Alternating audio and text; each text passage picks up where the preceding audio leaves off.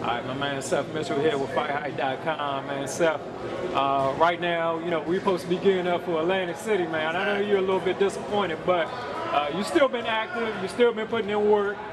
Where's your mindset at now, thinking about how you got injured the first time, now Banks is injured this time? Where's your mindset at now?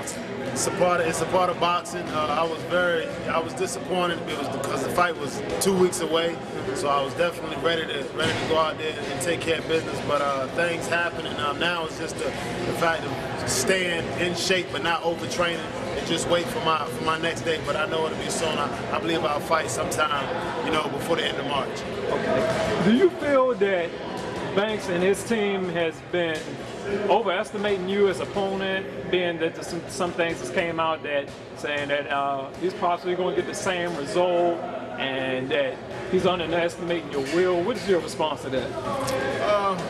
He's saying what I guess he's supposed to. I mean, he won the first fight, so what is he gonna say?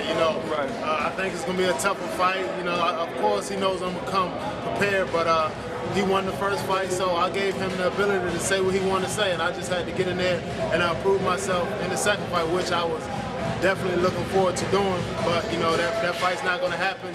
It's definitely not going to happen right now because he'll be out for I guess a few months, and I definitely plan on fighting before then. Speak on saying what you want to say. He said that you contradicted yourself recently by saying, yeah, I like to fight him again, but there was some buts and twos crossed with it. Did you read about that, or did you hear about that? No, I didn't contradict myself at all. I just know he's not going to be my next fight because he's not fighting. I guess he's going to be out until May. Yeah. I definitely want to fight, before May. But if that fight happens, the fight happens. But I'm not like people know me, man. I don't contradict myself. I don't run from nobody.